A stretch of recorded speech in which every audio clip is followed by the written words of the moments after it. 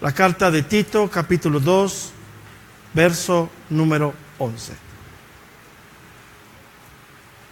Dice: porque la gracia de Dios se ha manifestado para salvación a todos los hombres, enseñándonos que, renunciando a la impiedad y a los deseos mundanos, vivamos en este siglo sobria, justa y piadosamente, aguardando la esperanza bienaventurada y la manifestación gloriosa de nuestro gran Dios y Salvador Jesucristo, quien se dio a sí mismo por nosotros para redimirnos de toda inequidad y purificar para sí un pueblo propio, celoso, dice, de buenas obras. Okay, estos 4 versículos, como lo he venido hablando muchas veces, sería una enseñanza. Esos 4 versículos es una porción que deberíamos de ver en una sola exhibición, podríamos decirlo. Pero el tiempo, nuestra capacidad es insuficiente. Entonces hoy solamente tomo el verso 11 y el verso número 12, y el título de esta enseñanza es La gracia y sus efectos. La gracia y sus efectos. Y lo primero que vemos aquí cuando el apóstol Pablo está dándole las instrucciones al joven pastor, hemos visto que a partir del capítulo 2 ha hablado mucho acerca de la conducta, de la vida de la iglesia. Se habló de los ancianos, las mujeres ancianas, las mujeres jóvenes, los jóvenes. Y hace 8 días vimos acerca de todos aquellos que tienen una labor en cuanto al trabajo. Cómo la Biblia va hablando de esa vida o de esa ética cristiana. Entonces podemos ya empezar a entender que la vida cristiana, que el cristianismo está formado de 2 cosas esenciales. Número 1, dejar de vivir como vivía antes. O sea, yo soy cristiano, dejo de vivir como vivía antes, pero ahora voy a empezar a vivir la nueva vida en Cristo. Entonces esto verdaderamente se dice fácil, ¿no? O sea, yo voy a dejar de ser y hay cada quien. Y hoy voy a hacer y hay cada quien. Y eso se vería así como un mero trámite, ¿no? O sea, algo sencillo. Realmente es algo muy complejo, demasiado complejo. Porque lo que vamos a dejar de hacer, muchas de esas cosas están arraigadas tan profundamente en nosotros, tan profundamente que a veces hasta para nosotros mismos pensamos que ya lo hemos superado, que ya lo hemos dejado. Entonces, y el único que va a hacer esa operación o que puede extirpar eso, como utilizo un término médico, o sea, sacarlo, pues es la obra del Espíritu Santo en nosotros. Y eso me va a dar la capacidad de vivir mi nueva vida en Cristo. Pero también esta nueva vida no nomás es por venir a la iglesia, no nomás es por orar, no nomás es por servir. Eso cualquiera lo puede hacer. Habla de una renovación, habla de un cambio, que también es un proceso bastante difícil, bastante largo. Entonces, esas 2 cosas es la vida cristiana. Es, dejo de vivir, entiendo que esta vida no le agrada a Dios y hoy me estoy transformando en el verdadero Hijo de Dios. Entonces, hoy lo que vamos a ver es esto. ¿Cómo logro estos 2 pasos? O sea, ¿cómo logro yo dejar esta vida y cómo yo puedo aprender a vivir en esta vida? Bueno, pues te quiero decir, hermano, que tomando estos 2 versículos, vemos que la Biblia es suficiente. Dios, ese Dios que nos ha salvado, ese Dios que nos ha redimido, ese Dios que nos ha dado esa nueva vida, es el que nos va a enseñar para tener esta nueva vida en Cristo. O sea, no nomás me salvó, o sea, no nomás soy salvo hoy, sino Él me va a enseñar, a instruir, a capacitar para que yo tenga esta nueva vida en Cristo. O sea, todo lo que leímos así es, del verso 2:1, del verso 2:2 al verso 10, que habla de la vida cristiana en los diferentes personas de la congregación, pues parecería un reto inalcanzable, ¿no? O sea, todo lo que vimos dice, ¿cómo puedo yo llegar a ser este verdadero cristiano? Bueno, pues hoy vamos a ver que sí es posible. Lo acabamos de leer ahí, lo acabamos de leer, pero por eso es el tiempo que hoy nos vamos a tomar para ir ir sacando verso a verso, ¿sí? Entonces, podemos decir, hermano, que llegamos al centro de la carta. Llegamos a la esencia de la carta de Tito. Verso 11, 12, 13 y 14 hablan del centro de la carta. Hablan así como el propósito por el cual fue escrita esta carta. Todo lo demás son ejemplos que van... ¿Y por qué lo digo? Bueno, él empieza aquí el verso número 11, que en nuestra traducción está ¿por qué? Así nos dice, porque la gracia de Dios. Ese porque en el griego da la idea de que dejó algo y va a iniciar algo nuevo. O sea, él ya dejó toda la teología, ya nos enseñó qué dice la Biblia en cuanto a una mujer adulta, un hombre anciano, el joven, todo lo que vimos. Y ahora parte de cómo vamos a vivir esa vida. Entonces, ese porque tiene mucho que ver, porque da esa como si abriéramos la carta de Tito y fuera exactamente a la mitad. Haz de cuenta que ya vimos la teología, ya la vimos, es bastante difícil. Hoy vamos a ver lo que es la práctica, o sea, vamos a ver cómo podemos alcanzar esa vida, ¿sí? Entonces podemos decir que a partir de hoy vamos a pasar a la segunda parte de la carta. Ya vimos toda la primera sección. Nos costó 15 semanas ver la primera parte de la carta. Pues no sé cuántas semanas nos vaya a costar ver la segunda. Vamos despacito, vamos paso a paso, no hay prisa. Y pues hoy, como no hay prisa, me voy a tardar hasta las 3 de la tarde. ¿Está bien? Entonces, se vale que si el hermano se duerme, me lo despiertas, por favor, ¿sí? Yo sé que hay muchas preguntas, yo sé que hay muchas preguntas en cuanto a la vida cristiana, porque cuántas veces hemos deseado hacer algo para Dios y en el mismo momento que estamos deseando hacer algo, pues sale el pecado y brota el pecado, ¿no? Y dices, ay, pero ¿por qué si yo estoy queriendo agradar a Dios? Y sale esa parte del pecado, ¿no? Bueno, pues la Biblia, hermano, tiene esas respuestas. ¿Cómo yo voy a renunciar a mi vieja vida? ¿Y cómo yo voy a apropiarme, es una palabra correcta, de mi nueva vida en Cristo? O sea, Él ya hizo la obra en mí, ya me dio salvación, ya me justificó, ya puso su espíritu en mí. O sea, la salvación en cuanto a Dios está completa. O sea, el hombre interior, el que se renueva, pues ya lo puso Dios dentro de nosotros. Pero ¿qué pasa entonces conmigo? Entonces, quiero decirte, hermano, tomando esta porción que estamos leyendo, que es lo que estamos viendo, la salvación que Dios nos promete, porque nos ha prometido una salvación, ¿sí? Esa salvación no solamente aplica hacia el futuro, o sea, no solamente yo estoy seguro en mi salvación en cuanto al juicio de Dios que vendrá. ¿Sí sabían eso? Sí estamos ya entendidos que un día vendrá Cristo y habrá un juicio hacia el hombre.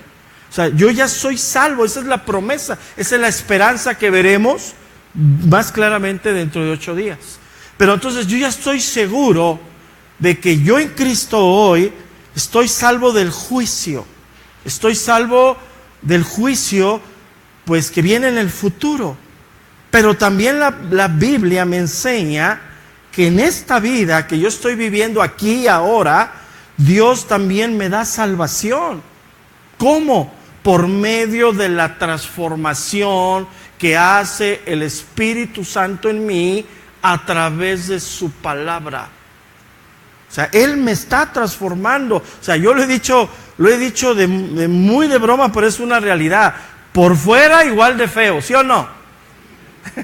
Pero por dentro hay un cambio que es imperceptible a la vista, pero se ve cuando habla la persona, se ve cuando escucha, se ve cuando mira. Eso es lo que está dentro de nosotros.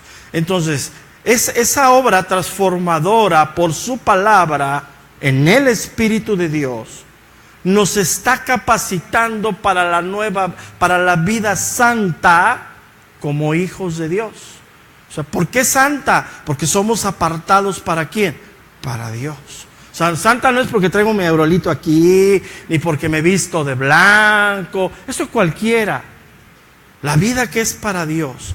Entonces, podemos ver cosas que la ética cristiana y el evangelio son dos cosas que van de la mano, son inseparables. O sea, el evangelio me instruye doctrinalmente, pero el evangelio también me transforma en mi manera de vida. Esa es la sana doctrina. O sea, el decir yo estoy en la sana doctrina quiere decir estoy siendo instruido doctrinalmente correcto, pero mi vida está siendo transformada por esa instrucción de la palabra de Dios. O sea, mi sana doctrina no vengo y me siento, escucho el mensaje bien trazado por el pastor, salgo y vivo mi vida normal, como si no fuera cristiano. Eso es un engaño total. Esa no es la sana doctrina. Eso es vivir como yo quiero. Entonces, esto, fíjate, es la esencia de cartas muy importantes del Nuevo Testamento, en la cual al terminar esta serie de Tito, voy a retomar una carta que es muy importante para la iglesia, pero la voy a enfocar a la vida cristiana. Entonces, cartas importantes que hablan de lo mismo es Efesios, es Colosenses y Romanos. Entonces, esas tres cartas que son así como fundamentales en la vida, en la comunidad cristiana, en la iglesia, hablan exactamente de lo mismo. Si tú tienes algún día oportunidad de abrir tu Biblia y ver cómo está Efesios y ver los encabezados que pone la Reina Valera, te vas a dar cuenta que más o menos a la mitad de cada carta habla sobre la vida cristiana. Entonces, ¿qué vamos a enseñar? ¿Qué voy a enseñar después de Tito? Voy a tomar la carta a los Romanos a partir del capítulo 12 de Romanos, que habla sobre la vida cristiana. Ahí nos vamos a ir las semanas que Dios nos dé vida. Entonces, es una parte muy particular de la escritura del apóstol Pablo. El apóstol que escribió la mayor parte de las cartas. Él habla mucho sobre la conducta de la iglesia. Él enseña muchísimo sobre la conducta de la iglesia. Y aquí en Tito, pues no es la excepción, ¿sí? Entonces, prácticamente Tito, Colosenses, Efesios, Romanos, hablan de lo mismo. O sea, ponen cosas doctrinales bien específicas, muy claras, y después de que termina, se va a la vida cristiana.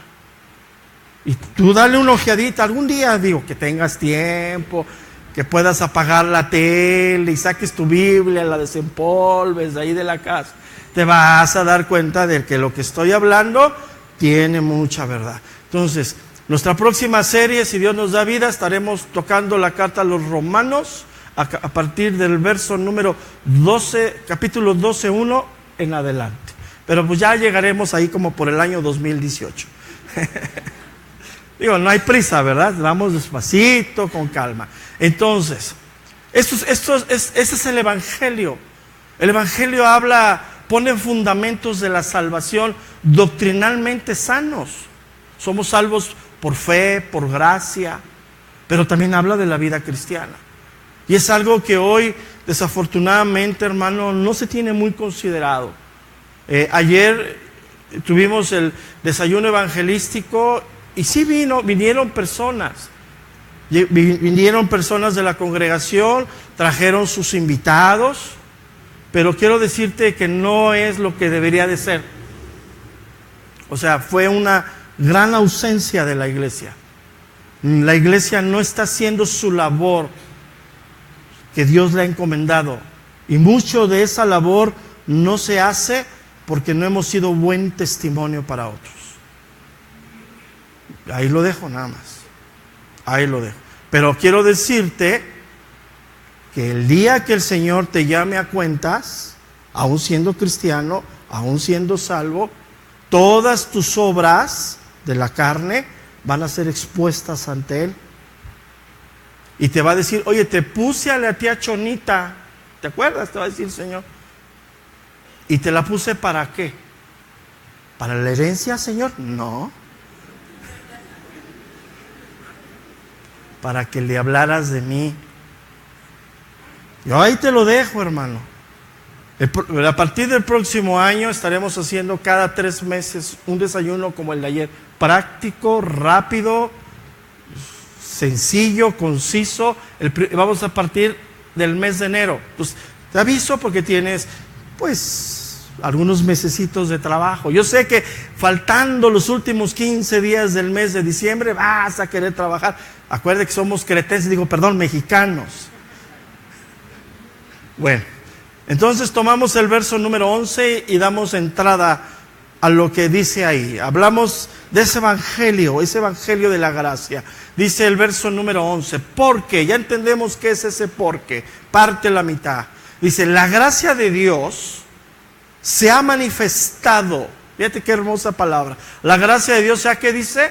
Manifestado. O sea, esta palabra manifestado viene del original, se ha hecho vista, se ve. O sea, es algo que hasta lo natural lo ve. O sea, se ha manifestado. ¿Para qué? Para salvación. ¿A cuántos hombres? A todos los hombres. Entendamos esto. Aquí está hablando del evangelio. Una de las cosas esenciales del evangelio, hermano, es la gracia. Así es como una etiqueta del evangelio. Si el evangelio habla sobre la gracia, y la gracia es una de las caras más hermosas de Dios, o sea, es uno de los atributos más grandes de Dios, la gracia de Dios, ¿sí? Entonces, Pablo siempre habla acerca de esa gracia, la gracia de Dios, por la cual tú y yo somos salvos. O sea, sí entendemos teológicamente esto, ¿no? Ya creo que estamos un poquito maduritos y ya sabemos que nadie merecía la salvación. ¿Estás de acuerdo conmigo? Todos destituidos de la gracia de Dios, todos. Entonces, por esa gracia, hoy tú y yo tenemos salvación. Vamos a Efesios capítulo 2, verso número 8. Efesios capítulo 2, verso número 8. Dice esta porción de Efesios 2:8. Dice, porque por gracia sois salvos por medio de ¿qué, hermano? De la fe. Y esto no es de vosotros. O sea, ¿qué no es de vosotros? ¿La fe o la gracia para salvación? La gracia para salvación. Dice, porque por gracia sois salvos por medio de la fe. Y esto no es de vosotros. ¿Qué no es de vosotros? La gracia para la salvación. Dice, pues es un don de ¿quién? De Dios. Es un regalo de Dios. Entonces, el evangelio siempre habla acerca de la salvación por gracia. Nadie puede ser salvo por sus propios méritos. Tiene que aplicar Dios la gracia para poder ser salvos. Nadie puede ganarse la salvación por muy bueno que pretenda o quiera ser. Entonces, nuestra salvación que viene de Dios, tiene su origen en la gracia de Dios. Y es un camino, o sea, entender toda la gracia de Dios, o sea, yo entiendo toda la gracia de Dios, pues es un camino insondable para ti y para mí, o sea, es impensable. Pero sin embargo hay cosas que podemos asimilar y entender. O sea, yo hoy vivo en una vida diferente porque yo sé que Dios me salvó por su gracia. Yo no merecía tener la salvación, pero Dios extendió su gracia. ¿Qué necesité para que la gracia me pudiera salvar? La fe. Yo debería de creer en el Evangelio. Regresemos a Efesios 1:6. Efesios capítulo 1, verso número 6. Dice, para alabanza de la gloria de su gracia, con la cual nos hizo aceptos en el amado, en quien tenemos, fíjate, en esa gracia, en quien tenemos redención por su sangre, el perdón de pecados, según las riquezas de su gracia. ¿Qué quiere decir el perdón de pecados según las riquezas de su gracia? Que todo pecado al hombre le es perdonado cuanto cree en Dios. Eso se refiere, ¿no? O sea, podías tú haber cometido el peor de los pecados, creíste que Cristo murió por ti en la cruz, eres perdonado. Eso es lo que está diciendo. ¿Cuántos dicen amén por eso? Es tremendo esto, porque se nos hace muy fácil leer y decir, no, pues yo nomás hice esto, tranquilo. No. Mira, hay cosas bien profundas en nosotros. Entonces dice, riquezas de su gracia, que hizo sobreabundar, fíjate qué tremendo, para con nosotros en toda sabiduría, ¿qué dice? E inteligencia. Ahora vayamos un poquito adelante en Efesios 2:4. Efesios capítulo 2, verso número 4. Dice, pero Dios, que es rico en misericordia, por su gran amor con que nos amó, y aquí está la gracia, dice, aun estando nosotros muertos en pecado, nos dio vida juntamente ¿con quién? Con Cristo. Luego dice entre paréntesis, por gracia soy salvos. Y juntamente con Él, o sea, y juntamente con Cristo, o sea, ya soy salvo, con Él, dice, y juntamente con Él nos resucitó y asimismo nos hizo sentar en lugares celestiales con Cristo Jesús. Ya entendemos muy bien todo eso. Para mostrar, dice, en los siglos venideros, las abundantes riquezas de su gracia, es su bondad para con nosotros en Cristo Jesús. Entonces, hablar de Dios, hablar del Dios de la Biblia y hablar del Evangelio de Dios, es hablar de su gracia. Somos salvos por gracia. Entonces, uno de los atributos más grandes de Dios y que tú y yo lo podemos vivir es la gracia de Dios. Pero dice, esa gracia se ha manifestado. ¿En dónde se manifestó la gracia de Dios? En Jesucristo. Recuerda que Él dio a su Hijo unigénito para que todo aquel que en Él cree no se pierda, mas tenga, que dice, vida eterna. Es la manifestación de su gracia. O sea, Él se despojó a sí mismo para hacerse hombre. Y una vez siendo hombre, se hizo obediente hasta la muerte de cruz. Entonces, esa es la manifestación de su gracia. La manifestación de la gracia de Dios se vio en Cristo. Ahí fue la manifestación más grande. Entonces, pero no solamente la Biblia dice que la gracia se manifestó en Cristo, lo acabamos de leer, nos sentó juntamente con Cristo en lugares celestiales y nos habla de una nueva vida en Cristo. O sea, al decir yo soy salvo, yo tengo la gracia de Dios, estoy diciendo también, yo tengo una vida diferente, porque si regresamos a Efesios 2, verso número 6, dice, y juntamente con Él nos resucitó. ¿Para qué nos resucitó el Padre junto con Cristo? A través de Cristo, para tener una vida diferente, una vida para Dios. Entonces, la gracia de Dios está en mí para salvarme, pero también la gracia de Dios que se ha manifestado en Cristo es para vivir una vida diferente, vidas santas, una vida consagrada para Dios. Entonces podemos decir, hermano, que la gracia es la causa de nuestra nueva vida. O sea, hoy tenemos una nueva vida en Cristo por la gracia de Dios. Es como el motor que nos empuja todos los días para tener esa nueva vida en Dios, ¿sí?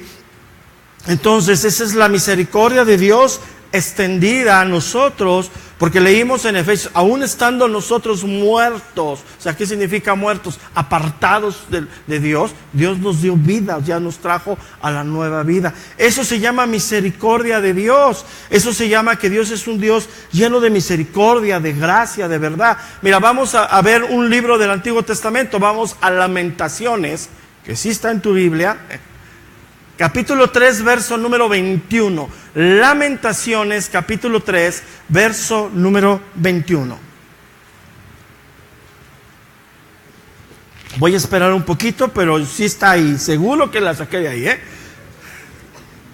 Lamentaciones 3:21 dice: esto recapacitaré en mi corazón, por lo tanto esperaré. Por la misericordia de Jehová no hemos sido, ¿qué dice? Escúchame bien, lo voy a repetir. Por la misericordia de Jehová no hemos sido, ¿qué? No merecíamos la nueva vida en Cristo. No merecíamos estar sentados en lugares celestiales con Cristo Jesús. Merecíamos el juicio de Dios. Merecíamos el castigo eterno. ¿Estás conmigo? ¿Estás conmigo, sí o no? O sea, no merecíamos nada, O sea, esa es la condición del hombre. Nada de Dios. ¿Por qué? Porque el pecado está en nosotros.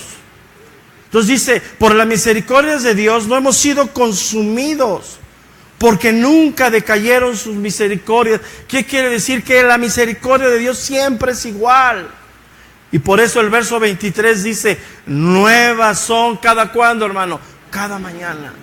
O sea, hoy tenemos la misericordia de Dios y la gracia de Dios en este momento, sí, totalmente. Y mañana, también. Y pasado mañana, también. ¿Va a decaer? Si sube el dólar, sube la misericordia. Y si baja el dólar, no, igualito todo. Entonces, nuevas son, quise cada mañana. Y ve lo que dice al final. Grande, dice el escritor, es que tu fidelidad. Señor, gracias por eso. Pero sin embargo, Dios quiere que lo que Él nos ha dado a través de su gracia se manifieste en nuestra vida. Por eso leímos ahí en Tito, y lo voy a volver a repetir. Lo veo. Tito capítulo 2, verso número 14. Que lo vamos a ver dentro de 8 días. Por eso te dije, esto tendríamos que verlo en una sola enseñanza, pero no da tiempo. Tito 2:14 dice, quien se dio a sí mismo por nosotros para redimirnos de toda inequidad y purificar para sí un pueblo propio. El pueblo propio, ¿qué dice que es? El pueblo celoso de buenas obras. Entonces, regreso a donde estaba en Lamentaciones. Dice, nuevas son cada mañana. Dice, grande es tu fidelidad. Entonces, la gracia de Dios nos motiva a vivir en santidad. Eso es lo que acabamos de leer. Pero no nomás nos motiva a la santidad, sino nos enseña cómo vivir en esa santidad. O sea, Dios nos llama a la nueva vida en Cristo. Y Dios mismo hace posible a través del Espíritu Santo que nos ha sido dado, que nos instruye, que nos enseña para tengamos esta nueva vida en Cristo. Entonces aquí estamos cayendo en muchas verdades que hoy se manejan muy superficialmente, en donde yo soy cristiano, yo vivo bajo la gracia y hago lo que quiera. Muchos piensan así, Muchos piensan así, no, pues yo ya soy salvo para siempre, con tu permiso ahí te voy. Y no es así, hermano. O sea, esa misma gracia que me salvó, esa misma gracia me capacita y me enseña para la nueva vida en Cristo. Por eso dice, si leemos con calma el verso que estamos tocando, Tito capítulo 2, verso número 11 dice, porque la gracia de Dios se ha manifestado para salvación a todos los hombres, enseñándonos que, renunciando a la impiedad y a los deseos mundanos, vivamos en este siglo sobria, justa y piadosamente. O sea, está claramente ahí que la gracia nos ha salvado, pero también nos ha capacitado, ¿sí? Entonces, hoy está la salvación plena, ya vino Cristo, ya se encarnó, ya caminó entre nosotros, ya fue crucificado, ya murió por ti y por mí y ya resucitó. Esa es una realidad para ti y para mí. Hoy la iglesia de Cristo está en medio de lo que se conocen como las dos vistas de Cristo. Él ya vino, lo creemos por fe. Y aparte hay evidencias, inclusive hay evidencias históricas de la encarnación y de Cristo. Ahí la misma ciencia lo comprueba, ¿sí? Y estamos en la espera, por fe, de que Él regresará por nosotros. Entonces, es el ejemplo que en el Antiguo Testamento se vio del Éxodo. Dios sacando al pueblo de Israel de la cautividad de Egipto, lo saca al Éxodo y le promete una nueva tierra natural. Entonces, todo el Éxodo, todo el Antiguo Testamento, pues se habla de sombras. O sea, ellos vieron la gracia por medio de las sombras, o sea, figuras que hablaban sobre eso, pero sin embargo ellos creyeron y se salvaron. Hoy nosotros, fíjate, no podemos tener excusas sobre la gracia de Dios.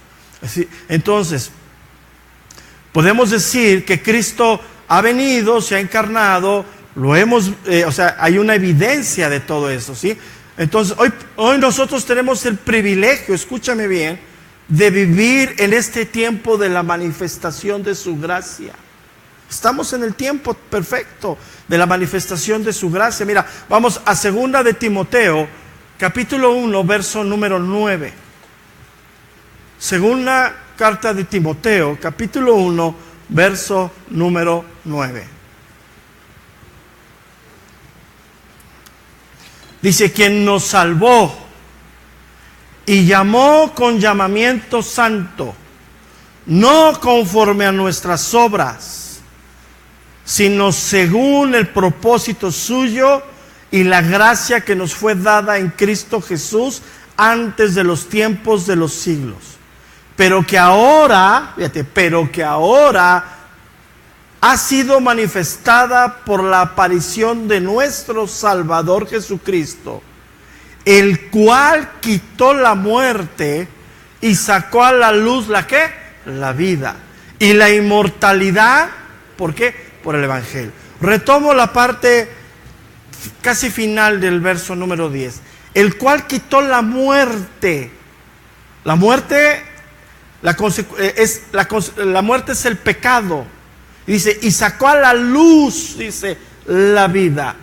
Tú y yo tenemos una promesa de la vida eterna. ¿Estás de acuerdo conmigo? Pero ¿cuándo empieza la promesa de la vida eterna para ti y para mí? En el momento de la conversión. Entonces ahí empieza la nueva vida para ti y para mí. Ahí, en el momento que tú y yo nos convertimos a Cristo, de nuestros caminos a los caminos de Dios, en ese momento empezamos en la vida de la eternidad. La promesa es que Él vendrá. La pregunta es aquí que yo hago. Entonces, eso es lo que me enseña la Biblia. ¿Qué sucede entonces hoy en mi vida actual? Si Él me ha prometido una vida con Él, si Él me ha prometido una vida junto a Él, ¿qué sucede aquí? ¿Verdaderamente me va a seguir gobernando el pecado? ¿Verdaderamente seguiré esclavizado en el pecado? ¿O tengo esa nueva vida en Dios? Yo te hago esa reflexión. Porque pareciera que a la iglesia el pecado lo sigue teniendo ahí, ¿no? Pareciera que esa libertad que vivimos en Cristo, pues no la vivimos, porque todavía tengo cosas en mi corazón que no están bien. Digo, aparentamos esa libertad cuando venimos a la iglesia, pero nomás aparentamos muchas veces. Pero verdaderamente estoy viviendo esa libertad en Dios. Para eso se manifestó la gracia de Dios en la encarnación y en la obra redentora de Cristo. Entonces, tenemos que tener muy claro lo que hoy estamos viviendo, ¿sí? Porque la gracia de Dios dice que se ha manifestado a todos los hombres. Es lo que acabamos de leer ahí en el versículo. Ahí tenemos que tener mucho cuidado en cuanto a todos los hombres. No está hablando de una salvación universal, no está hablando que todos van a ser salvos. Es necesario creer para ser salvo. Es necesario arrepentirse. Lo que está diciendo es que la gracia de Dios, la salvación, se le ha hecho presente a todos los hombres. ¿Cuál es el contexto estricto de la carta? La isla de Creta, la congregación de Creta, o las congregaciones de Creta, estaban compuestas por judíos y por gentiles. El evangelio es para todo aquel hombre y mujer. El evangelio es para todos, no es para unos cuantos. Entonces, aquí todos los hombres debemos aplicarlo, que el evangelio, hermano, es para predicarle a todas las personas. Pero ¿cuándo va a aplicar la gracia y la salvación a esas personas? Cuando hayan nacido de Dios. Ya mientras hayan creído. Entonces, por eso retomo lo que dije al inicio. Es necesario que entendamos tú y yo lo que Dios nos ha encomendado de la predicación del evangelio. Es necesario que entendamos que todo ser humano, toda persona necesita oír de Cristo. ¿Y a quién le encomendó eso? Dile al que tienes al lado: sí, a ti, no te hagas. Entonces, la salvación es para los que creen. Pero el evangelio, fíjate qué hermoso es Dios, a todos los hombres. Fíjate, cuando hablamos de todos los hombres, pues vienen muchas cosas a nuestra mente, ¿no? Imagínate el peor hombre que te puedas imaginar que hayas conocido, y que vayan y le prediquen y se convierta. Wow, o sea, dices, ¿cómo, no? O sea, y vas a decir, es que él debía mucho, ¿y tú? Entonces, siempre pensamos así, o sea, siempre nos justificamos, ¿no? No, es para todos. Entonces, no está hablando, cuando dice a todos los hombres, hermano, no está hablando de un universalismo. Eso no es una parte que se puede sustentar bíblicamente. Es para todos, todo mundo debe de oír el evangelio de la salvación, la gracia de Dios, pero es necesario que los hombres crean. En este contexto de la palabra de la carta se está refiriendo a judíos y a gentiles, que son los que formaban esta carta. Entonces, vamos al libro de Efesios, a la carta de los Efesios, al capítulo 2, al verso número 4, nuevamente, por favor. Efesios 2, 4. Una vez más ahí. Dice: pero Dios, que es rico en misericordia, por su gran amor con que nos amó, aun estando nosotros muertos en pecado, nos dio vida juntamente con Cristo. Por gracia, dice, sois salvos. Y juntamente con Él nos resucitó a sí mismo, y a sí mismo nos hizo sentar en lugares celestiales. ¿Con quién? Con Cristo Jesús. Ahora sí vayamos a 1 Timoteo 4:10, por favor.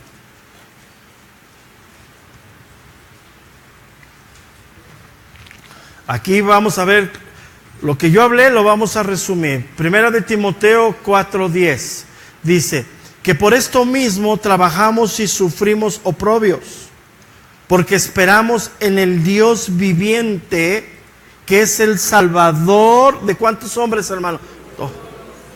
Todos. Entonces, ¿a quién le debes de predicar? A todos los hombres. Luego dice, hay una coma, mayormente de los que ¿qué? Creen. ¿Quién se va a salvar? Los que creen. O sea, entonces el evangelio ha sido para todos. Pues lo único que nos enseña que el evangelio de la gracia de Dios es para salvación. Y la salvación es para todos. O sea, nosotros no podemos ir a este sí, a este no. Es para todos. ¿Quién se va a salvar? El que cree. Si no cree, no hay salvación. Entonces ya vimos ahí el evangelio, lo primero, y la ética del evangelio. Luego pasamos a al verso número 12. Dice el verso número 12, la primera parte del verso. Aquí ya donde entramos un poquito más en el tema. Dice, enseñándonos que, renunciando a la impiedad y a los deseos ¿qué? Mundanos. Aquí vamos a ver lo que es el fin de la vieja vida. Aquí hay dos palabras muy importantes del griego. La primera palabra es enseñándonos. Es la palabra paideu del griego. Enseñándonos. Esta palabra tiene varias definiciones, escúchalas bien. Entrenar a un niño, educar, disciplinar, y entre paréntesis pone por castigo.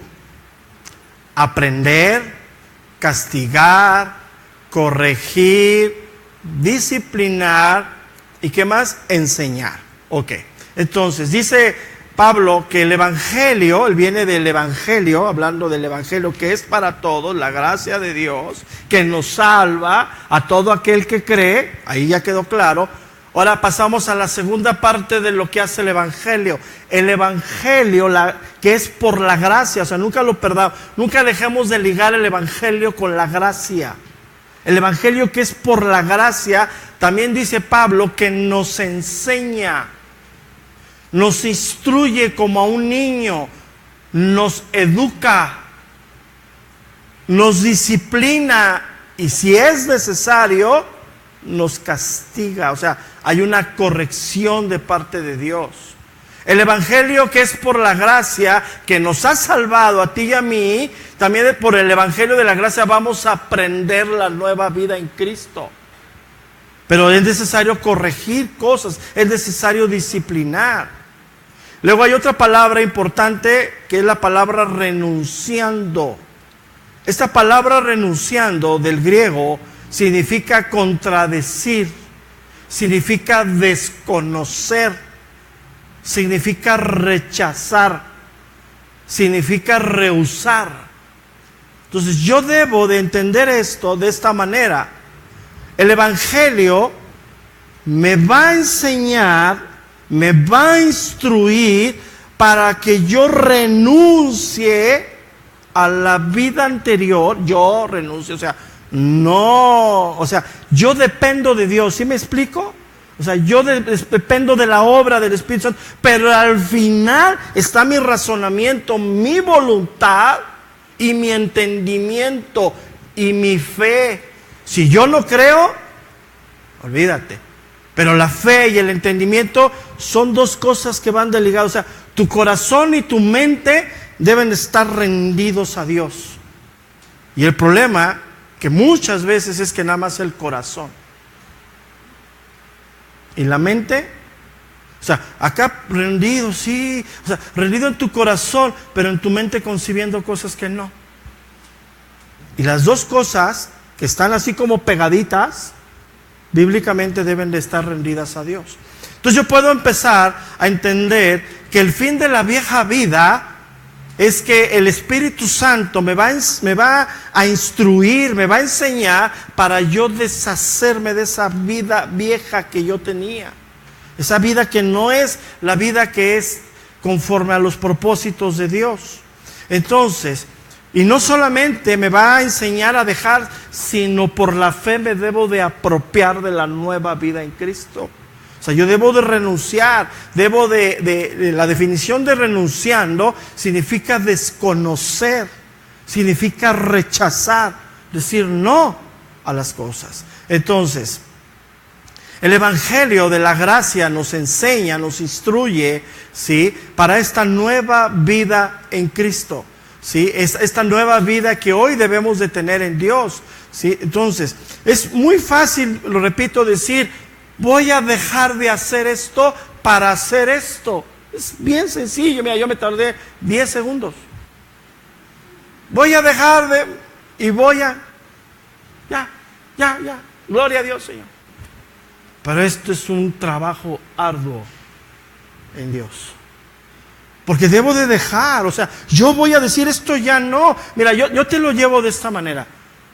En tus años caminando con Dios, cuando tú empezamos a caminar teníamos muchas cosas arraigadas como hoy seguimos teniendo.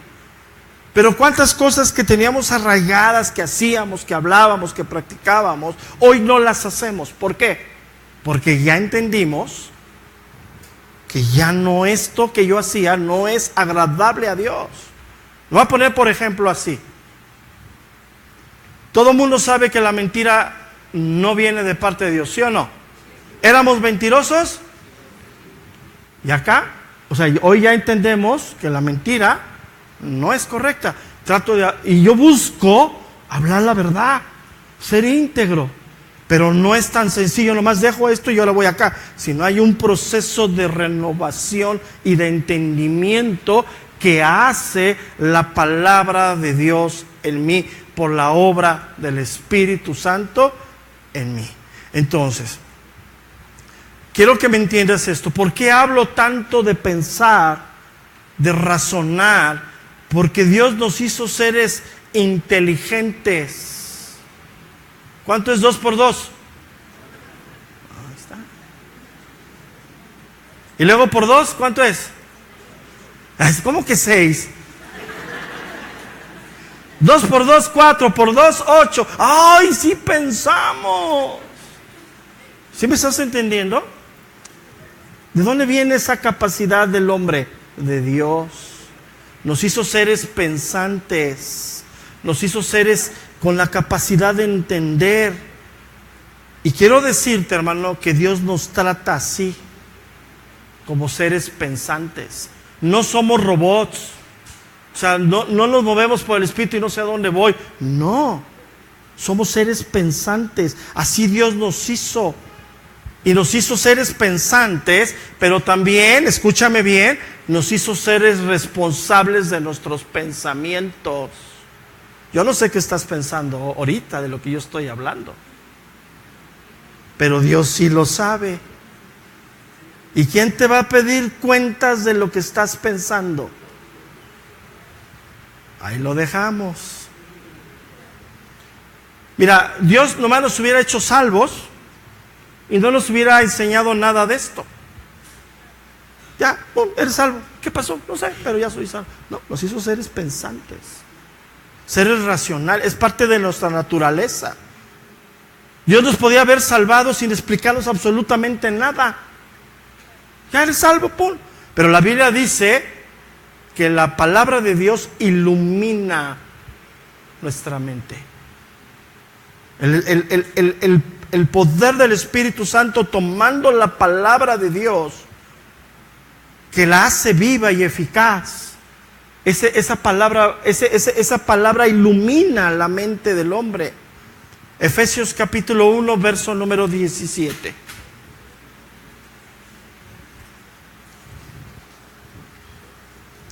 Efesios capítulo 1, verso número 17. Para que el Dios de nuestro Señor Jesucristo, el Padre de gloria, os dé espíritu de sabiduría y de revelación en el conocimiento ¿de quién? De Él. Verso número 18. Alumbrando los ojos de vuestro ¿qué? O sea, como decimos los mexicanos, nos prendió la luz el Señor. Me cayó el 20, otro modismo, ¿no? O sea, te prendió. O sea, tú estás leyendo la Biblia, vives según tú agradando a Dios, haciendo las cosas que tú crees que estás agradando a Dios, y estás leyendo la Biblia, si es que un día la llegas a leer, y en ese momento como que la letra se sale de la Biblia y se hace grandota y te quedas así. Yo había pensado. Te alumbró el Señor. ¿Pero para qué te alumbró? Para que cambies tu manera de vivir. No te alumbró para que, no, pues qué bueno, Señor, apágalo. ¿No te ha pasado así que estás leyendo la Biblia y de repente te salen y dices, ¿qué pasó? Yo había pensado que era así, así, así. Me habían enseñado que así, así. Y de repente tomo la Biblia y ¡bum! Se prende así, como si las letras se hicieran grandotas y en rojo, ¿no? Y dices, por eso, escúchame bien. Por eso la sana doctrina, que es la doctrina que transforma a la iglesia no le pertenece a ningún hombre. Es la obra totalmente de Dios. Nadie se puede decir yo soy de la sana doctrina. Cuando tú escuches eso, ya le falta poco para hacer ¡au! Porque es un lobo. Porque se está poniendo en el lugar del Espíritu Santo. Y Dios no comparte su gloria. Créemelo, tú estás leyendo y la palabra, o sea, obviamente puedes oír la palabra por la boca de un hombre, pero ¿quién te está hablando a través de ese hombre? Dios. Entonces dice el verso número 18, alumbrando los ojos de vuestro entendimiento. ¿Para qué? Para que sepáis cuál es la esperanza. ¿Qué lo saque? Dice, hermano, la esperanza en Dios ya está activa en ti y en mí. Tenemos la promesa del regreso. Tenemos la promesa de la vida con Él, pero ya empezamos una nueva vida en Cristo. Por eso Pablo dijo, el que está en Cristo, nueva criatura es. Tú ya tenías cosas bien arraigadas ahí que te destruían, que llenaban tu corazón de amargura, de resentimiento. Hoy estás libre en Cristo y lo estás viviendo. Pero ¿qué necesitas? Renovarte por la palabra de Dios. Necesitas que Dios te prenda la luz del Evangelio. Dice, alumbrando los ojos de vuestro entendimiento para que sepáis cuál es la esperanza a que los ha llamado. Fíjate nada más. ¿Y cuál es la riqueza de la gloria de su herencia? En los santos. ¿Quiénes son los santos? Los apartados para Dios. ¿Y cuál es la supereminente grandeza de su poder? Para con nosotros los que creemos, según dice la operación del poder de su fuerza. Entonces, hermano, Dios necesita prendernos la luz del Evangelio, pero tiene un propósito. Y cuando tú ves la verdad de Dios, la vida en Cristo, dices, esto ya no. O sea, cuando tú ves la bendición de Dios en tu vida, en tu trabajo, dices, yo no necesito robar. ¿Por qué? ¿Para qué robo? Mejor prefiero la vida correcta con Dios. Mejor prefiero un peso bendecido por el Señor que 100 tomados por mí.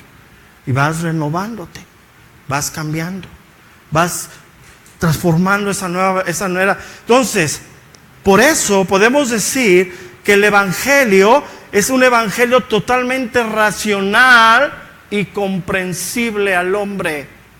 O sea, está ahí, hay cosas que nos rebasan, pero tenemos que ir al consejo del Espíritu y Señor, préndeme la luz. O sea, ¿por qué no obedecemos el mandamiento? Porque no lo creemos, y si no lo creemos, escúchame bien, no lo vamos a entender. Y ahí lo dejamos. ¿Por qué hay tanta rebelión entre las familias? ¿Por qué la esposa no toma su lugar? ¿Por qué el esposo no toma su lugar? ¿Por qué los hijos no toman su lugar? Porque no creen en el Evangelio. Y porque no creen, no lo entienden. Y hay quien lo entiende, pero no lo cree. Dice, no, pues si Dios dice que me someta, pues me someto. Eso es creer, eso es entenderlo, pero no creerlo. Entonces, cuando tú lo crees, lo entiendes. Y viene el Evangelio, ilumina tu mente, te da la revelación de Dios para capacitarte para la nueva vida en Dios. Ay, Señor, gracias porque me prendiste el foco, me alumbraste, Señor. Entonces podemos, insisto, decir que el Evangelio es racional. Por medio del Evangelio, Dios nos comunica la grandeza de su gracia y de su poder transformador. Ahí vemos cómo nos va transformando. ¿Cómo viene expresado el Evangelio? Pues por medio de doctrinas, por medio de enseñanzas. Hay la doctrina de esto, la enseñanza de esto, ¿sí? Entonces, podemos decir, hermano, que el Evangelio lo que hace es enseñarnos, instruirnos. Por eso dice, enseñándonos, ¿qué dice? Nos enseña y nos instruye para poder dejar la vida anterior. Ahora fíjate, ¿por qué dice la Biblia que estamos bajo la gracia y qué tiempo estamos bajo la gracia? Que la palabra de Dios está en nuestro corazón y en dónde más, y en nuestra mente. Ya no es como el Antiguo Testamento que estaba ahí vigente, pero estaba afuera, no podía cambiar nada. Pero hoy está donde, dentro de nosotros. Vamos al libro de Jeremías, capítulo 31, verso número 33.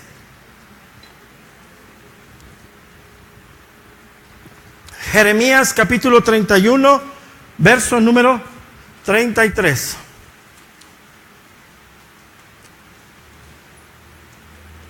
Dice: pero este es el pacto que haré con la casa de Israel después de aquellos días, dice Jehová.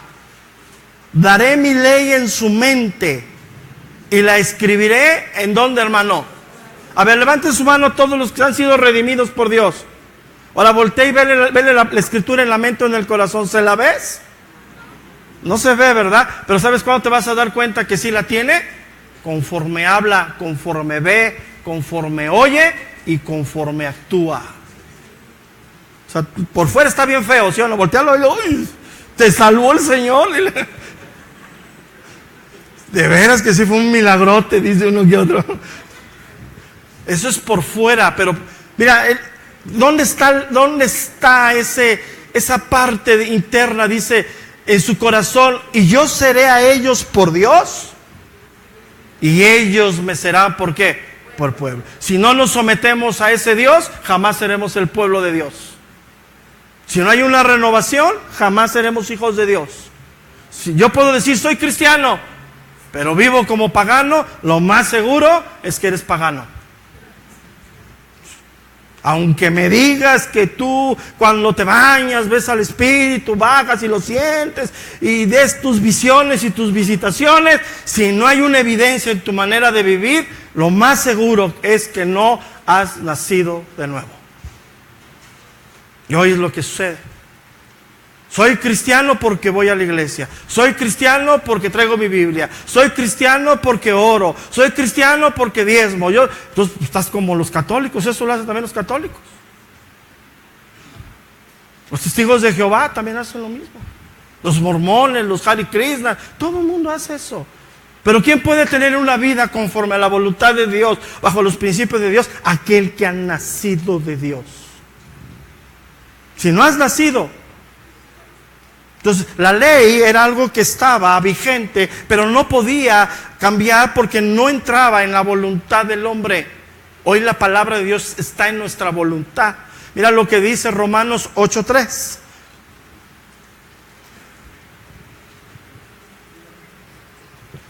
Romanos capítulo 8, verso número 3.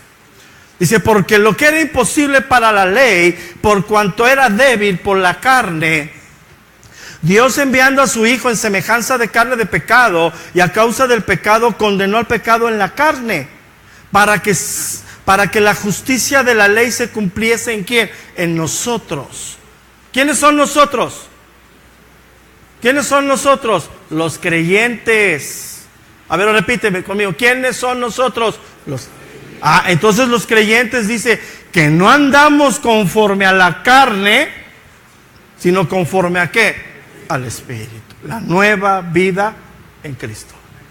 No andamos aquí de este lado haciendo todas las cosas. Ya estoy abrazando la nueva vida. Segunda carta a los Corintios, capítulo 3, verso número 18. Segunda carta a los Corintios 3:18. Por tanto, nosotros todos, mirando a cara descubierta como en un espejo la gloria del Señor, o sea, la gracia, el Evangelio, su instrucción, somos, ¿qué dice, hermano? De gloria en gloria. Fíjate qué tremendo es esto. El Evangelio es tan tremendo, tan la gracia de Dios, que nos salvó siendo lo que éramos, hoy nos está transformando y Dios sabe quiénes somos, pequeñitos seres humanos, ¿sí? Nuestra mente es como un chicharito ahí, seco ya, pero Dios nos lleva pasito a pasito. Qué hermoso es Dios. Tiene paciencia, tiene amor, pero ahí te va la última, pero tiene severidad con sus hijos. Vas a recibir la paciencia. Dios te va a hablar 1, Dios te va a hablar 2, a lo mejor 3. Pero va a llegar una en donde te va a hablar y va a venir el sas. Como a los niños. A los niños, no te subas. No te subas. Hasta que te paras y te dije que no. Exactamente, Dios. Aunque no digan amén.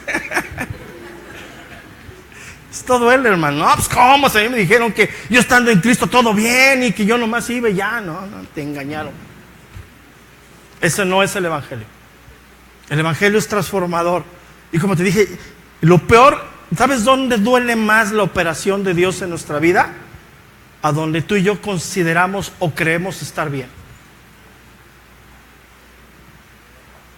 Porque cuando estás mal, pues dices, bueno, estoy mal. Pero cuando dices, no, pues yo estoy bien, ahí es donde. Entonces regreso a Corintios, dice, somos transformados de gloria en gloria en la misma imagen. ¿Imagen de quién? El Hijo de Dios. El Hijo que anduvo aquí entre nosotros, que no hubo pecado entre Él. Él es nuestro ejemplo. Por eso dice el apóstol Pedro, de Él seguir sus pisadas. De Cristo, no de ningún otro, de Cristo, como por el Espíritu de ¿quién? Del Señor. ¿Quién nos lleva en esa transformación? El Espíritu de Dios. Entonces, la gracia de Dios que nos salvó también nos capacita, nos enseña, nos instruye. Poco a poquito Dios obrando en nuestra vida. Él va a hacer las cosas. Y Él, fíjate, todavía pone en nosotros, cuando estamos en esa intención, en esa obediencia más bien de cambiar, Él dice, yo pongo en ti el querer como el hacer. No es que te acuestes y mañana ya sabes, ay, quiero ser buen cristiano, no. Cuando andas en obediencia. Mira, cito un versículo nada más, por cuestiones de tiempo no me da tiempo regresarme más, pero algún día que puedas, revisa que Filipenses 2:13 está en el contexto de la obediencia. Filipenses capítulo 2, verso número 13. Está en el contexto de la obediencia. Ya no me da tiempo regresarme más. Dice, porque Dios es el que en vosotros produce, así como el querer como el hacer, por su buena, ¿qué? Voluntad. Cuando tú dices, Señor, yo sí quiero cambiar, creo en lo que tú me dices, transfórmame, ayúdame. Él pone en ti el querer como el hacer. Pero cuando te volteas, no, mejor, mira, Señor, ahí te deja. Te va a hablar, te va a instruir. ¿No quieres? Saca la varita. Ándale. ¿Cuántos dicen, Señor, gracias por tu instrucción? ¿Duele? Sóbate, hermano, no pasa más. Entonces, esa gracia que es manifestada por Jesucristo en el Evangelio, también esa gracia nos transforma, nos cambia, nos va instruyendo día a día. Entonces, hermano, no podemos decir que yo soy cristiano y vivo como quiera. Eso es una manera, mira, no sé cómo, me molesta oír eso, la verdad. Yo he oído de mucha gente, y lo he vivido con mucha gente, que ha llegado a la congregación, está tratada por Dios, y se van, y dicen, no quiero nada. ¿Sabes por qué? Porque quieren seguir viviendo como vienen. El Evangelio te tiene, cuando tú te sientes en donde sea a escuchar el Evangelio, ¿lo crees? El Evangelio empieza a transformar tu vida. Cuando Él no hace nada, es que estás viviendo en una completa rebeldía hacia Dios. Y la gente, esos piensan que pueden andar aquí, allá, y hacer de lo que quieran. Y dicen, salvo para siempre. No, error. Y venden el Evangelio muy barato, hermano. Dicen que estamos en el tiempo de la gracia. Todo por gracia. Dios perdona por gracia. Dios me va a perdonar. No es así. Y esto, hermano, por siglos ha sido, no es de hoy, por siglos en la historia de la iglesia ha sido algo muy mal entendido. No es así. El diablo siempre está para tentarnos. Y el diablo te va a decir, hazlo, eres salvo. No pasa nada. Eres salvo, Dios ya te salvó, estás perdonado, hazlo. Y en cuanto lo haces, regresa y te dice, ¿por qué lo hiciste si eres salvo? Pues espérate, entonces ¿cómo? ¿No me dijiste que lo hiciera? Y ahora me dices, ¿por qué? Pues así es la vida. Y el cristiano siempre cayendo en ese engaño, porque le han dicho, le han enseñado que la vida cristiana es así. No es así. Tiene que haber una transformación, una renovación que nos lleva a una nueva vida en Cristo. Lo cito, Romanos capítulo 12, verso número 1.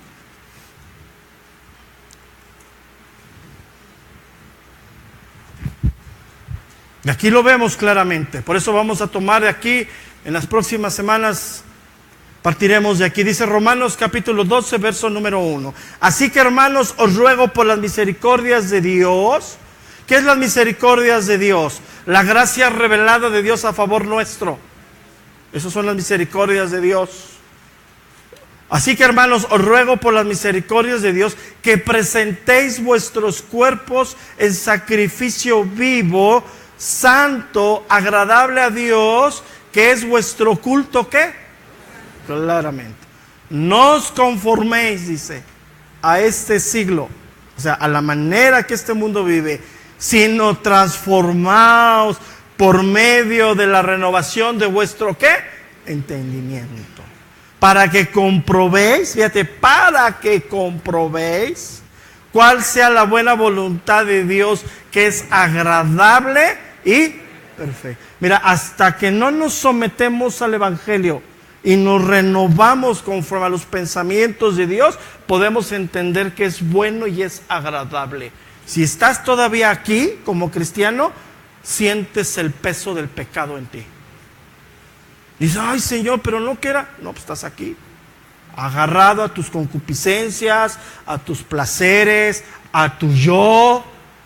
Pero si no dejas esto y te pasas de este lado y lo crees y dejas que el Espíritu haga la renovación de tu corazón y de tu mente, vas a poder entender que es agradable y perfecto. Por eso Pablo le dice a las esposas, sométanse a sus esposos porque es agradable delante de Dios. Y la esposa dice, ay, porque está aquí, viviendo aquí. Cuando la esposa entiende, ve que es agradable y perfecto, porque el rinoceronte se lo está haciendo el Señor peluchito. Y nada más le dice, ahí te lo encargo, Señor. Trabaja con él.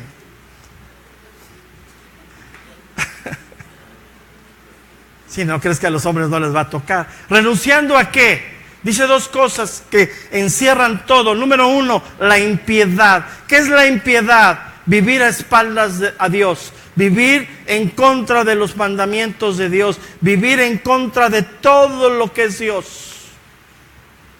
Y te lo voy a decir. Puedes tú decir, yo soy cristiano, pastor, yo no vivo en contra de Dios, pero su palabra no la crees. Y si no la crees y la entiendes y dejas que ella te renueve, estás viviendo en impiedad. Y esto está así como te lo dije. No es sencillo, ¿eh? Tú pues, no, pues yo estoy bien. No, pero no lo crees.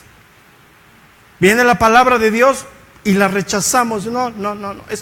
Esto del perdón como que no se me da a mí. Es que usted no sabe lo que Él me hizo. Y nomás me dice que lo perdone, así de fácil. Óigame, no. ¿Sabes qué es eso? Vivir en impiedad. Y siendo cristianos. ¿Por qué? Porque dices, no, ¿cómo? Yo quisiera ver, Señor, mira, lo voy a perdonar, Señor. Cuando bajes tu mano, la aprietes y vea que paga lo que me hizo, entonces sí lo perdono. Eso es impiedad. Por eso dice, renunciando a la impiedad. Es lo contrario a la conversión. Una persona que vive en impiedad es una persona que vive a espaldas a Dios. Tiene su yo en el trono que le corresponde a Dios. ¿Quién debe tener el trono de nuestra vida? ¿Quién debe ser el Señor de nuestra vida? Pues la impiedad es yo. Mis pasiones, mis deseos, mi voluntad. Sí, Señor, yo sé que tú dices eso, pero un ratito yo, Señor. Eso es vivir en impiedad. Y ya no es Dios como el Señor de nuestra vida. Una persona que vive en impiedad es una persona que tiene su vivencia sin Dios. No tiene comunión con Dios. Y desafortunadamente nos dejamos engañar por una piedad falsa. Venimos a la iglesia y cumplimos con ciertos ritos de la iglesia. Es muy fácil ser religioso, escúchame. Es muy fácil venir aquí y orar para que el Señor haga el cambio en tu esposo, pero tú no quieres tener una vida sujeta a tu esposa, a tu esposo, mujer. Tú estás viviendo en impiedad. Porque si quieres que Dios a tu esposo lo trate en la licuadora y te lo sube y lo baje, pero contigo que te dejen en tus concupiscencias. Y eso es una vida de impiedad. Pero lo sustituimos con la religiosidad. Vienes con cara así el domingo, con tu Biblia, y cuando está el tiempo de alabanza llora, Señor, ya cámbialo, Señor. Pero no dejas que obre en ti. Esa es una vida de impiedad. Y te quiero decir, hermano, que fue uno de los reclamos de Cristo a los fariseos. Vestidos de blanco, con modales, con vocabulario, pero ¿qué les digo? Ustedes parecen sepulcros blanqueados. Pero por dentro,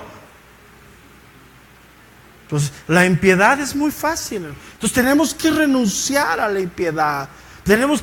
El cristiano verdadero vive de cara a Dios, sabiendo que Dios todo lo ve, todo lo sabe, que a Él no le ocultamos nada. Yo no puedo orar para que Dios cambie una persona cuando yo no permito que Dios haga la obra en mí. Yo me resisto al Espíritu Santo.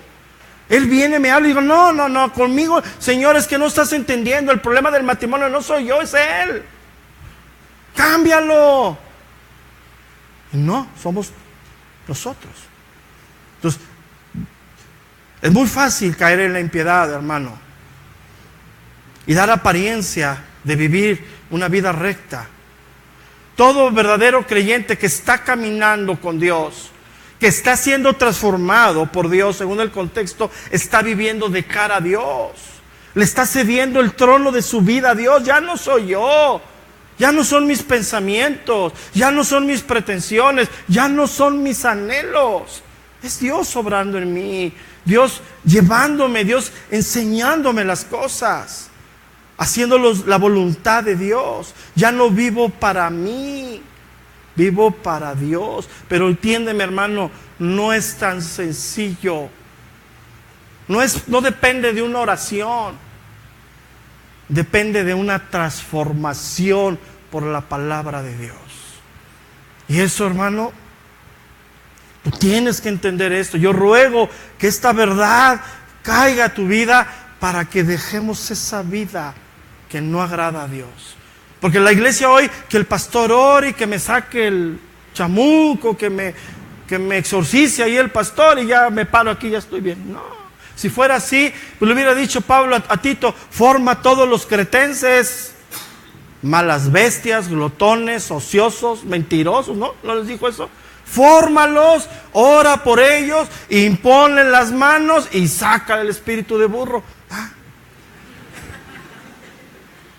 Si fuera así, es que fácil.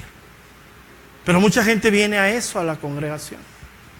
No, tiene que haber una transformación. Entonces lo primero que dice, dejando la impiedad, y luego dice, los deseos mundanos.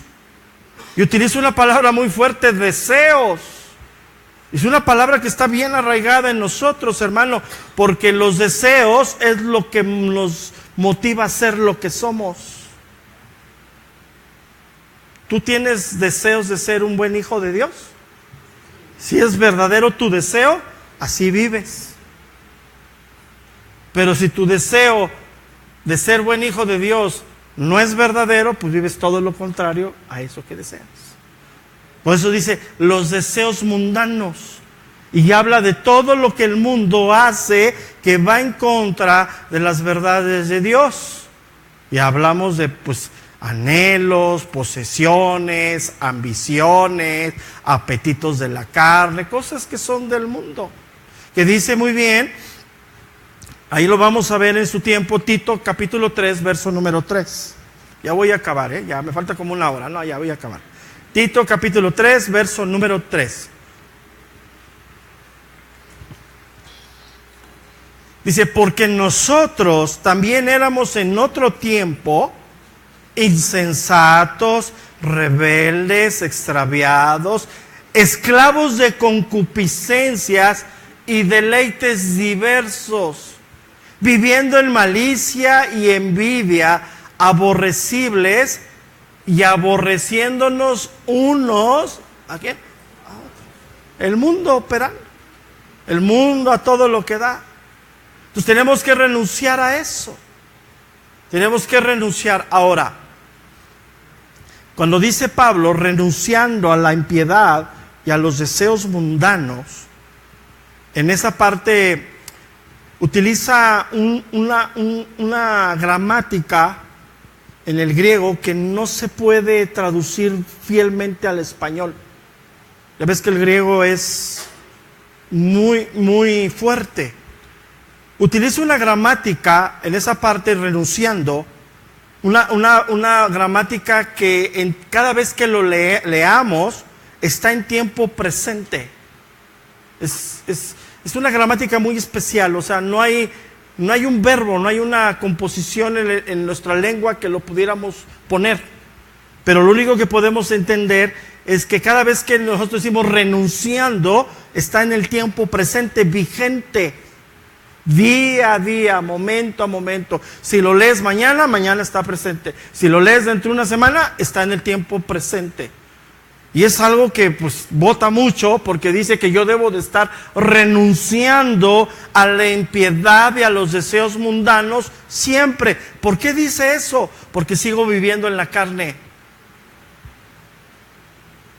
Y es cuando te das cuenta de muchos que conforman la iglesia de Cristo, que han caminado 1, 2, 5, 10 años en la iglesia dando testimonio, y de repente dice, uy, ¿qué le pasó? Pero sí, ¿qué le pasó? Si estaba bien. Pues ya, ¿sabes por qué? Porque tenía un deseo arraigado en su corazón que no lo había rendido a Dios. Y tarde que temprano brota. Todos los días tenemos que ir al Señor. Examina mi corazón. Todos los días debemos de dejar que la palabra de Dios nos renueve, nos transforme. Todos los días. Esto se llama perseverancia, hermano. Y es algo que nos falta como cristianos. Quiero decírtelos para aquellos que todavía siguen pensando que el cristianismo solamente es el domingo. Aquellos congregantes, como yo les digo, cadochos, cada 8 días los veo. Y eso si no hay puente. Y si no hay partido de fútbol. Si no, hasta dentro de 8 días más. Entonces, mucha gente piensa así. Y es uno de los grandes males de la iglesia. Nada más el domingo. Gloria a Dios. Y entre semana, ¿quién sabe? ¿Por qué? Porque el mundo siempre está constantemente, más bien, nos está seduciendo. La seducción es constante, hasta en lo más mínimo. Y recuerda que la seducción siempre viene con engaño de verdad, si no, no sería seducción. Aparenta ser de Dios, pero no es. Cuando veas a Eva allá, le preguntas, oye, a ver qué pasó. Platícame esa, ¿qué te dijo Satanás? ¿Qué viste? Pensó que era de Dios, pero no era de Dios. Entonces así es la seducción. Por eso nosotros todos los días tenemos que sacrificar nuestra carne en la cruz de Cristo. Gálatas capítulo 5, verso número 24. No es tan sencillo, hermano. Gálatas 5, verso número 24, dice, pero los que son de Cristo, ¿quiénes son de Cristo? Han crucificado la carne, ¿en dónde? En sus pasiones y deseos. Mira, esto, hermano, es tan complejo que no es sencillo. O sea, no es, ya, que el pastor ore por mí y que me limpie de mi deseo mundano. Si fuera así, mira qué fácil. No es así, hermano. Créemelo y te lo digo, te exhorto en amor. No es así. Es algo muy profundo. Los deseos y las pasiones están hasta adentro. Por eso dice que la palabra es viva y es eficaz, que penetra hasta la parte más profunda de nosotros. Las coyunturas y los huesos. Ahí están los deseos y las pasiones desordenadas. Para eso tiene que llegar la obra quirúrgica del Espíritu Santo. Mira, la saca completamente. Pero tienes que creer, tienes que dejar que te renueve el Espíritu Santo. Y te lo vuelvo a decir, el problema más grande que tú y yo tenemos cuando pensamos que estamos bien. Mucho cuidado, mira, tenemos muchas cosas que venimos del mundo, venimos de una mente reprobada, de actos totalmente perversos, hermano. Ten mucho cuidado. Tienes que dejar que la obra del Espíritu Santo haga la labor en ti. Porque tú dices, no, yo ya dejé, dejé de ser borracho que el Señor me está mandando a predicarle a los alcohólicos anónimos. Lo más seguro que una de esas acabas igual de borracho que ellos. Ya, pero yo ya lo dejé, pastor. Ahí te lo dejo. Es tan complejo, tan difícil. O sea, es fácil. Deja que el Espíritu Santo haga la obra en ti. Pero al mismo tiempo, qué difícil es. No sé si me explico. O sea, es decir, deja que el Espíritu... Sí, o sea, ¿y sabes por qué es eso? Porque somos duros de servir. Somos obstinados, somos rebeldes. Y detenemos la obra del Espíritu Santo. Deja que el Espíritu Santo haga la obra. Y llegamos a la parte final, la parte de la perseverancia de la nueva vida. Yo voy a acabar, Dice la parte 12, la parte final del verso número 10. Vivamos en este siglo. ¿A qué se refiere vivamos en este siglo? Aquí y ahora. O sea, hoy estamos a 13 de agosto del 2017. Hoy, aquí y ahora. Vivamos en este siglo. ¿Cuándo? Hoy. Y si lo lees mañana, mañana. Y si lo lees dentro de un mes aplica. Vivamos en este siglo. ¿Cómo? Sobria, justa y piadosamente. Abarca 3 áreas esenciales de la vida cristiana. La primera, sobria. Y esta palabra sobria aquí es la 5ª vez que habla sobre la sobriedad de esta carta, que va en contra de la embriaguez. ¿Estás de acuerdo conmigo? Una persona sobria es una persona cabal, una persona con dominio propio. A eso refiere la Biblia, sobria. Una persona embriagada no tiene dominio de ella para nada, pierde todo. Una persona sobria es una persona que llega a tener el dominio propio de su vida. ¿Y cuándo llegamos tú y yo a tener el dominio propio de nuestra vida? Cuando dejamos que el Espíritu de Dios nos controle, nos guíe, nos enseñe.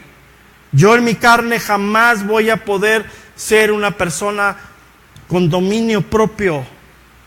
Siempre voy a responder incorrecto. Necesito dejar el señorío del Espíritu Santo en mí, para que Él venga a través de su capacitación, de su transformación, de la palabra de Dios, a hacerme esa persona sobria.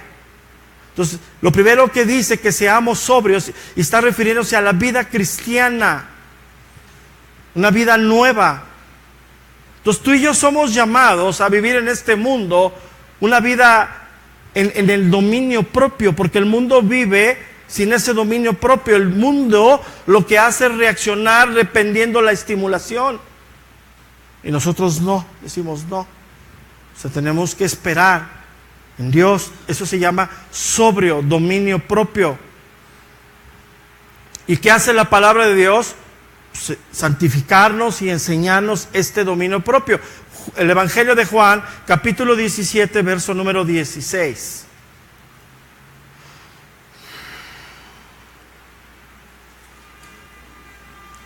Juan 17, 16. El Evangelio de Juan, capítulo 17, verso número 16. Dice, no son del mundo, como tampoco yo soy del mundo. santifícalos en tu verdad, tu palabra es verdad. Como tú me enviaste al mundo, así yo los he enviado ¿a dónde? Estamos en el mundo, pero no pertenecemos al mundo. O sea, una persona sobria, con dominio propio, convive en el mundo, trabaja en el mundo, está en el mundo, pero tiene el consejo de Dios en su vida primero y antes de cualquier pensamiento aún nuestro. Una persona que empieza a tener dominio propio es una persona que da las soluciones a las cosas de la vida bajo el consejo de la palabra de Dios. No es aquel que dice, ya salió, pues perdón, no. Sino, espera, dice, no, espera. El mundo reacciona todo lo contrario. Entonces, sobria, justa, y luego dice, piadosamente. Vamos a ver lo que es justo. Eso se está refiriendo a la vida que tenemos reflejada hacia los demás. La palabra sobrio implica mi vida, mi relación con Dios, lo que yo hago. Pero justa se refiere hacia cómo me conduzco hacia los de afuera. Si yo no soy una persona sobria, que se mantiene en los principios de Dios, obviamente mi relación hacia los demás no es correcta. Una persona que actúa así, pues no puede tener una buena relación con las personas que le rodean. Y aquí cuando está hablando de justa, está hablando de lo que hacemos hacia los demás. ¿Cómo debemos de conducirnos hacia los demás? En integridad, en rectitud, en honradez, en respeto, en amor y en bondad. Esa es una persona justa, que está actuando hacia los demás rectamente, con integridad, repito, con rectitud, con honradez, con respeto, con amor y con bondad. Entonces, primero lo mío, sobrio, justo, y luego termina, ¿sí?, con la palabra piadosamente. Esta palabra piadosamente se refiere a nuestra relación con Dios. Nuestros tiempos de oración, nuestros tiempos de estudio, de meditación de la palabra de Dios, nuestros tiempos de congregarnos, está implícito todo. O sea, no es hago esto o dejo de hacer el otro. Una persona que está viviendo piadosamente es una persona que está de cara a Dios y que está viviendo una buena relación con Dios a través, repito, de la oración, del estudio de la palabra de Dios y de la asistencia a las reuniones. Todo va incluido. Si tú dejas de hacer algo, estás fallando. Tienes que estudiar, tienes que orar, tienes que meditar la palabra de Dios, te tienes que congregar. Es parte de la vida piadosa que enseña la Biblia. Termino con Proverbios capítulo 3, verso número 5.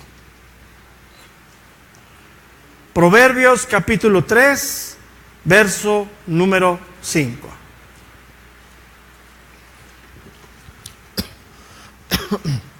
Dice, fíate de Jehová de todo tu corazón y no te apoyes en tu propia, ¿qué dice? Reconócelo en todos tus caminos y Él enderezará, ¿qué dice? Tus veredas. Concluyo con eso. O sea, la vida cristiana es reconocer a Dios en todo, dejándonos guiar por ese Espíritu Santo que no nomás nos salvó, sino que nos está instruyendo, enseñando todos los días. Y Él es el que va, escúchame bien, a enderezar nuestra senda. Entonces, no solamente, hermano, ¿sí?, es yo soy cristiano y pues hago lo que quiero, vivo como quiero y pues estoy bajo la gracia. Mira, te voy a dar otro verso ya para ya que vayas bien. Primera carta de Juan, capítulo 2, verso número 6.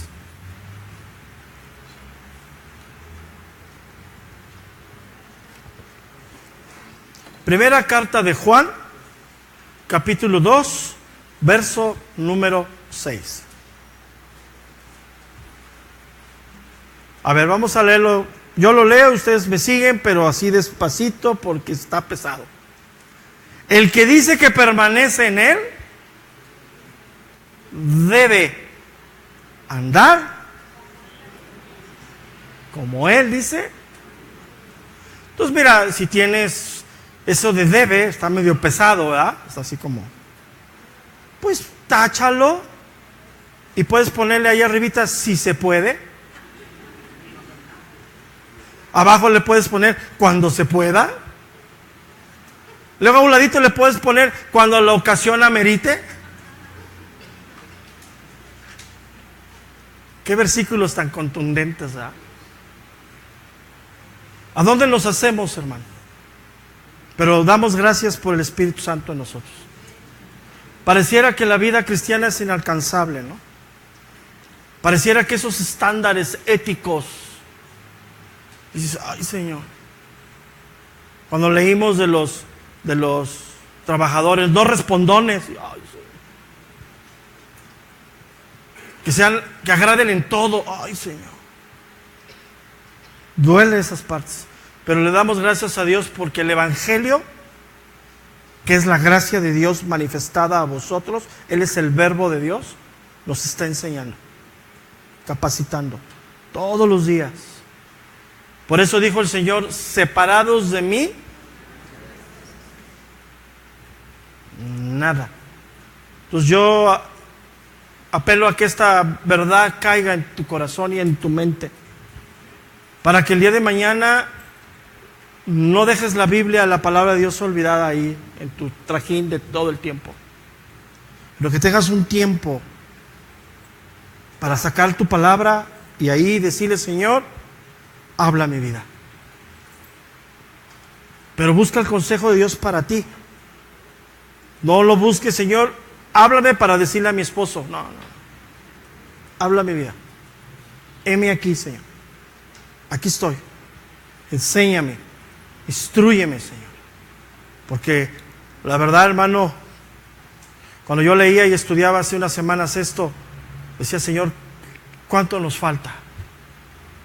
¿Cuánto verdaderamente nos falta? Nada más el puro principio, ponerte en el lugar que debes de estar en nuestra vida. ¿Cuántas de las cosas que hoy hemos decidido es por el yo? Yo. Y no hemos puesto al que debe de estar. Y lo sabemos, fíjate, pero no lo creemos. Entonces, que Dios siga tratando, hermano, que Dios siga hablándonos, que Dios nos siga formando.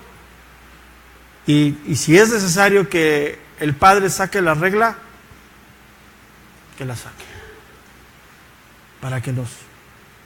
Por eso dice, con vara y tu cayado infundirás aliento. Y aderezas mesas delante de mí, en presencia de los ancianos. Sí, Señor, es una verdad. Él es nuestro pastor. Oremos a Dios. Padre, te damos gracias, Señor, en esta tarde. Gracias por tu palabra, Señor. Gracias por tu verdad. Gracias, Señor, porque ella tiene, tu palabra es tu poder, es tu gracia hacia nosotros. Enseñándonos, instruyéndonos, corrigiéndonos, Señor. Gracias, Señor. Gracias por el amor, por la paciencia que tienes con nosotros, Señor. Gracias, Señor, porque lo que has empezado, tú lo vas a terminar, Señor. Gracias, Señor, porque no nos has dejado solos. Hoy nos has dado de tu Espíritu. Hoy tú nos das la luz del entendimiento, Señor. Nos abres la luz de tu palabra para poder ver, para poder oír, para poder sentir inclusive lo que tú quieres para nosotros, Señor. Gracias, Señor. Gracias por el amor, Señor. Gracias por la misericordia que tienes, Señor. Porque nos tienes esa paciencia, Señor. Como ese Padre amoroso que está instruyendo, enseñando a cada uno de nosotros. Tú a cada uno de tus hijos lo conoces perfectamente, Señor. Señor, enséñanos. Yo sé que tú nos puedes hablar para sacar esos deseos mundanos y pasiones que están todavía ahí, que salgan, Señor, para ser cambiados, ser renovados en ti, Señor, por tu palabra, por tu poder, por tu gracia, Señor. Queremos ser ese pueblo que te honra, ese pueblo que te glorifica en nuestra manera de vivir, Señor. Gracias, Señor. Gracias porque tú estás haciendo esa transformación en nosotros, Señor. Por eso en esta tarde, Dios, exaltamos tu nombre, Dios, que es sobre todo nombre. Y damos la gloria al único Dios vivo y al único Dios verdadero, a Jesucristo nuestro Señor. A Él sea la gloria por los siglos de los siglos. Decimos amén y denle un gran aplauso al Señor. Él es la gloria, hermano.